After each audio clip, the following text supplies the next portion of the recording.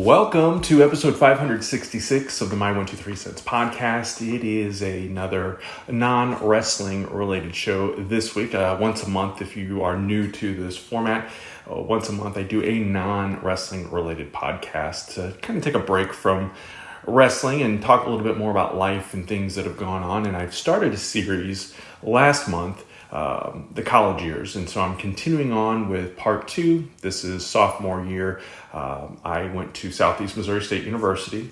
If you're watching, go Red Hawks. New shirt that I got from SEMO just the other day, actually. And back then, no, they were not the Red Hawks. They were still the Indians.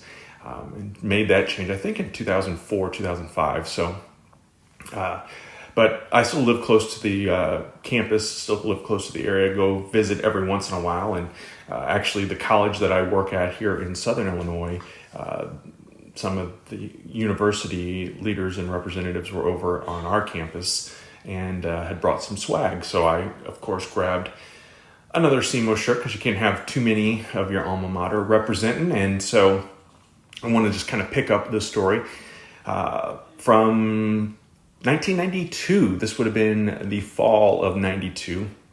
I, of course, started SEMO as a freshman in 1991. The end of the spring semester in 92, I met my now wife.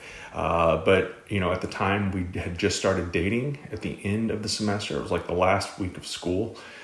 We dated throughout the summer and returned and continued to date. And, you know, that's kind of I feel like if I themed my college experiences out, my freshman year, I was still kind of in that identifying stage of trying to find not only myself, but find love, find a partner, find someone. I was not obviously looking for my wife, but I was looking for a girlfriend back in those days, and went out on a few dates, but then I met my wife and we were for each other. You know, we were happily ever after. And so dating and going into our sophomore year, momentum picked up, and I started to realize that, you know, I was really considering this being our, you know, a lasting relationship, and this potentially could be, even at 19. And I know that sounds weird, and thinking back, it probably was, but you know, we had started talking about getting engaged and eventually getting married and figuring things out. And I don't think we took classes, no, because we would have registered for classes the semester before, so before we were dating, but we did start taking some classes together. I know that spring semester we did, and then that fall of 93, which I'll get to on part 3 of this, our junior year. But we had a lot of fun over the summer, and then of course go back to school, and, you know, we continued to date. And honestly, there were times it was you know, ups and downs like any couple has, and a young couple. And, but we had a lot of fun. And in fact, I probably shouldn't tell this story, but I'm going to tell this story. It was Halloween. My wife was working at Chuck E. Cheese at the time, and she dressed up and I dressed up as a couple, but we were not together. We were going to meet at a party later that night. So she dressed up like an old man and I dressed up like an old woman. And I don't think we took any, this is, you know, 1992. So there's no cell phones, there's no smartphones, and only cameras, you know, you had to go and develop film. And there is a picture of me with someone in the dorms at the time, but I don't think we took a picture of my wife. But anyway, Lisa had to work, and I waited to go to this party.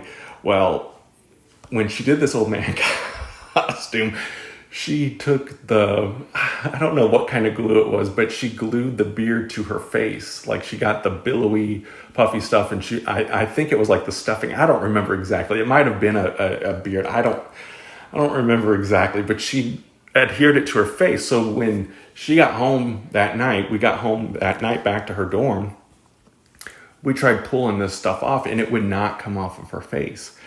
And it's midnight, a little after midnight. So she's like, let's go into the shower area and see if we can get this. And it was completely innocent, 100% innocent. We were literally in there just trying to remove this sticky glue, whatever it was, in the beard from her face, and we could not get it to come off. And we're in there and we're laughing, out loud at the situation and how ridiculous it was. And lo and behold, her RA, resident advisor, hears me laughing and says, "Kevin, is that you in there?" I can't remember if I did this or I thought about doing it, but I thought I said no and joking because we were having, we thought it was funny. Well, she ends up getting written up. My wife did, Lisa, for having a guy in the showers, which I get was a violation, but it was after midnight. No one else was in there. So her floor voted and they actually kicked her off the floor. So she ended up getting moved. They moved her into the dorms that I was living in. I was living at that time, I was living in 8 South, on 8 South, which was a co-ed dorm, but it was not co-ed by floor. 7 South was the girls' floor. We had a very chill RA who was very laid back and relaxed. Never really saw much of him, heard from him. He was very chill. And floor 7 had no RA at all. So it was like a free-for-all. There were several guys on my floor that were dating girls on 7. So it was like party city all the time. And we got away with whatever. And there was no other trouble after that. But her dorm mates, and she actually had a rabbit in that dorm as well.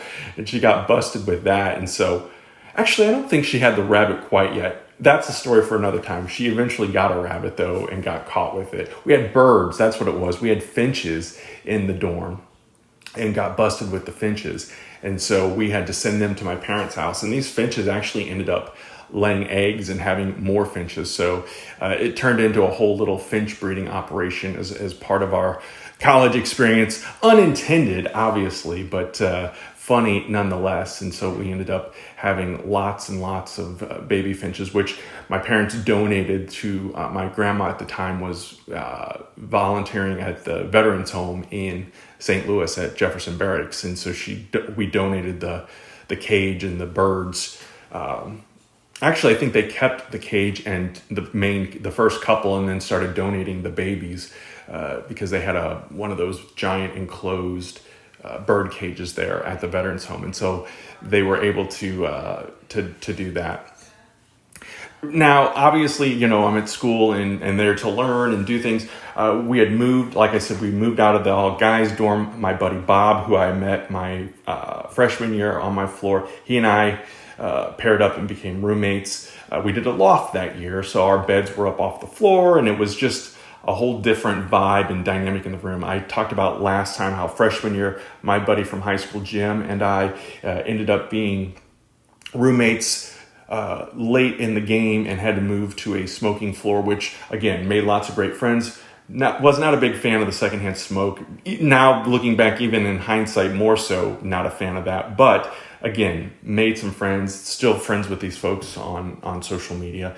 So I as much as people complain about social media, and I say this all the time, the connections and being able to reconnect and reestablish old relationships and old friends has been, to me, a net positive, despite all of the other bullshit that goes along with social media and playing that game. But I always thought that was kind of neat. But met a new group of folks, some of them, again, who have become lifelong friends through Sigma Nu, the fraternity that I eventually joined, which that will also be a part of part 3's episode in this tale. But, it was a different vibe. Again, you have that freshman year under your belt and you feel a little more established. You're a sophomore now, and you're able to, classes, the flow, the whole thing just felt more natural as we were going to classes and doing things in my major, which again was mass communication, and was able to take some more classes in that major, building towards that and getting towards that. I was minoring in Spanish. I ended up, I believe that was my last semester, that sophomore year of the fall was my last semester of taking Spanish, and I was able to get the minor because I had taken some classes in high school. So it was, things were coming along, things were going well, and you're in that full college student mode and getting into the swing of things. And I can remember I took world religions that semester, and it was at 8 a.m. And I overslept it was either the midterm or the final. I don't remember. I woke up and it was like 20 minutes past 8 o'clock, and I was in a panic. And I ran from Towers, if you're familiar with SEMO at all, Towers, over to, oh God, I don't remember what building it was. It was over by the library though. And I ran the whole way, and I was like out of breath by the time I got to class. I asked my professor, can I please still take this final? And he said, did you talk to anyone on the way here? Because students had already finished up the final. I'm like, no, I didn't speak to anyone. I didn't see anyone. And he let me take the exam. I don't remember if it was the midterm or the final. And I ended up getting a B in that class. So I did all right in that class. But, when you're in college, you take a variety of classes. And I know some people say that's a waste of time or a waste of money. And there's an argument to both sides of that. And the idea is to give you some structure and teach you how to think critically and do things outside of what you're just going to be majoring in. And so I am appreciative of the opportunities of the classes and the things that I was able to do during my experiences at Southeast. And that world religions class, that experience sticks out in my memory like a sore thumb. But again, you're moving along in your major, you're kind of pairing up with different groups of folks that you're going to be seeing all along the way. Now with mass communication, you kind of split off into different subcategories. And by this point, I still wasn't in my subcategory, which was going to be radio. And again, this is a story for down the road that I'll talk more about. But it was just, again, that establishment of things and moving forward. Now, I believe, actually, no, I did not. I did not rush my sophomore year. I don't think I rushed. I don't remember now. But in the spring semester, my brother transferred from Jefferson College, which was up where we grew up. He graduated high school in 92, so he transferred for that second semester of his freshman year to SEMO. He only ended up staying a semester. His girlfriend from high school ended up going to University of Missouri, so he ended up transferring there to be with her. But he was kind of traveling back and forth to see her, so he wasn't there a whole lot. And again, I was with my girlfriend, Lisa, who is now my wife. We'd hang out every once in a while, but he actually lived on our floor as well with Jason Elway, who ended up becoming Jason Lee, who we called Elway, who became my roommate then my junior year.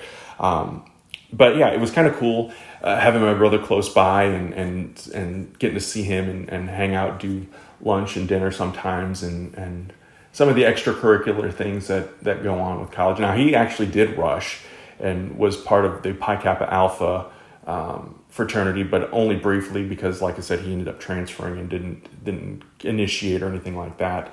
But yeah, we had fun. It was a good time. And then that spring semester of sophomore year, I actually got a job too. It was the spring of 93.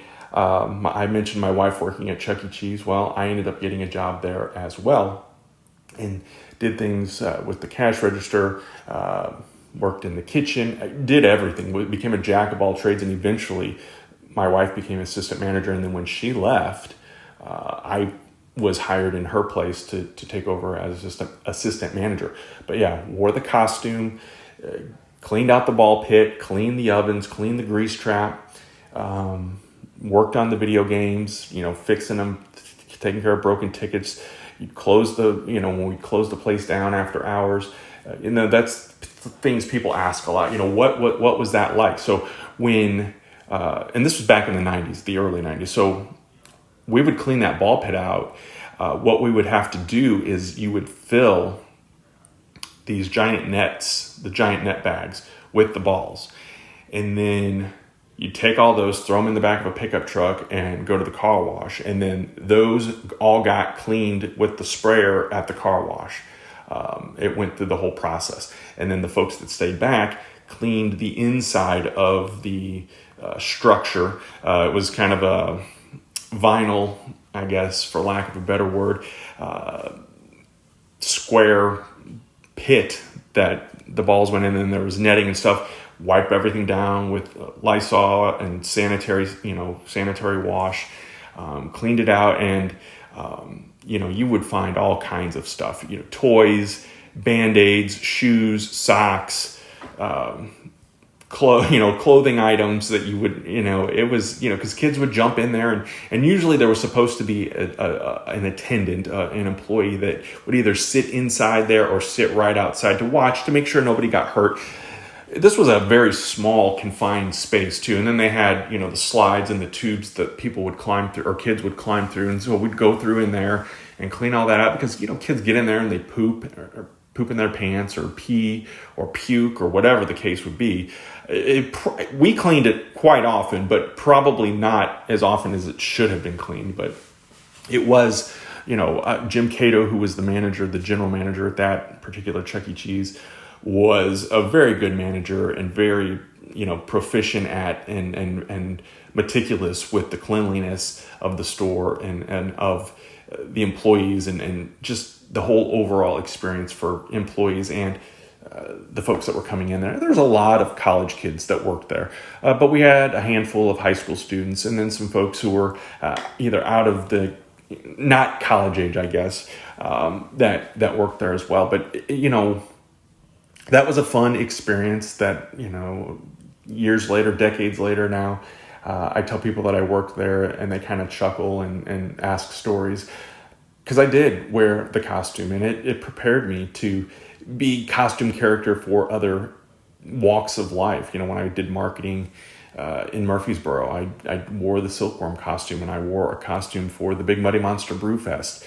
And then at Shawnee Community College, I have donned the Bernie costume as well. And they're just kind of that mascot etiquette is what I really learned at Chuck E. Cheese. And I know that sounds probably kind of weird that you learned something working at Chuck E. Cheese, but I did. And that was really only my second job. I worked at a grocery store in high school. And then eventually I would go back and I would work at the store too. But Chuck E. Cheese became my second job. And then later, and I'll probably save more of that for later too, I became a substitute teacher.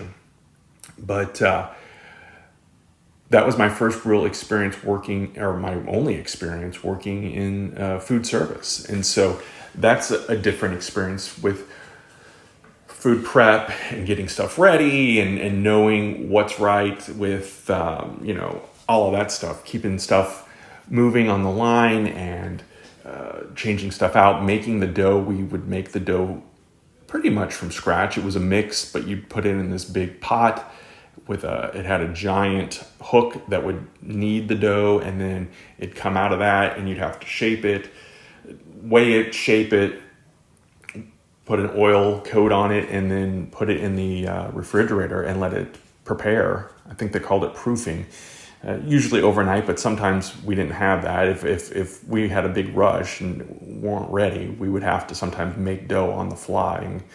But yeah, it was it was a cool experience, and I'm fortunate that pretty much every job I've had has been one of those experiences where I'm like, wow, I learned something, I walked away with something, and maybe in my 50s now I look back and think that at the time, I think I thought it was pretty cool at the time too, because again, Chuck E. Cheese, we had gone there. At the end of my freshman year, a big group of us had gone to play games and just kind of mess around. And it's funny that Lisa and I ended up both working there, because I think she was part of that group that went to Chuck E. Cheese, but we ended up both working there. And then I had some other friends that came and worked there. And again, that social media connection where you stay in touch with these folks through the years as a result of that. So that was a fun experience. I wasn't sure that I wanted to work while I was in college. I did go 3 semesters without working, like during the school year.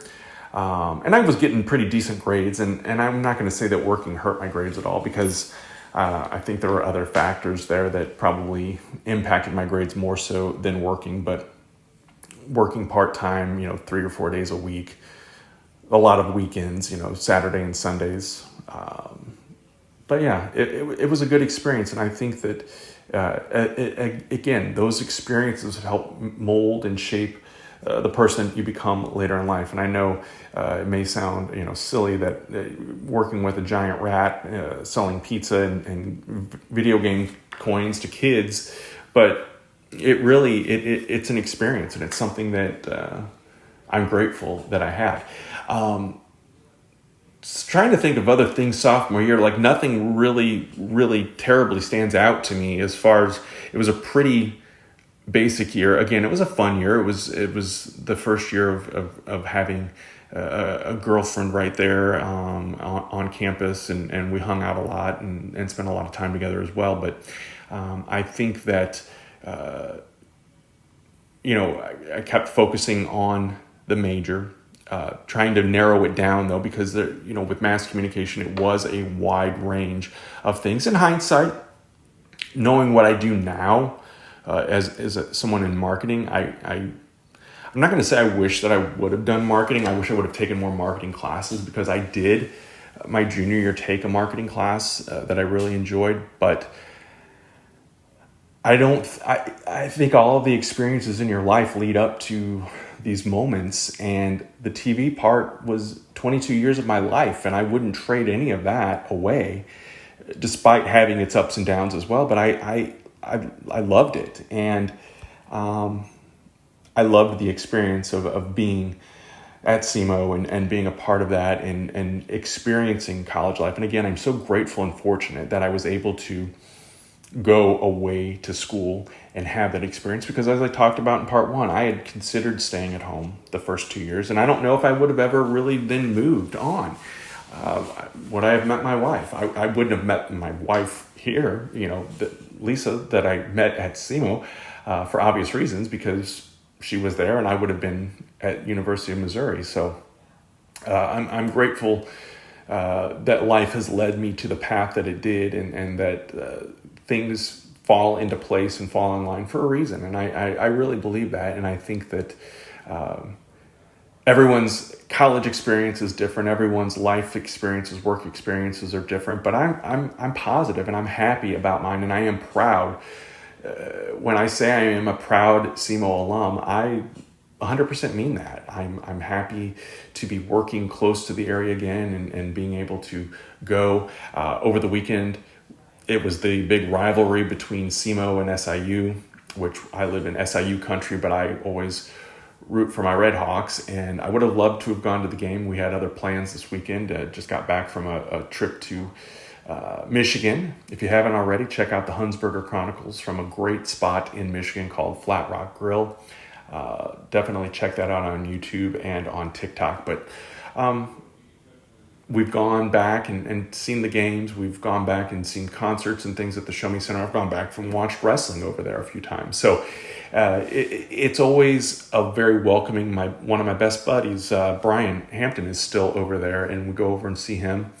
We'll go and there's a couple breweries over there that we like to support and see and hang out with. So I love going to Cape and visiting and being over there and seeing my friends, and also just having some fun. And I'm hoping this fall or this winter, being able to do that. We do some fraternal reunions every once in a while over there. So I'll talk more about fraternity life in October at part 3 of the college years. But if you have any questions in the meantime, fire away, let me know. Have a great rest of your week, and we will see you next time.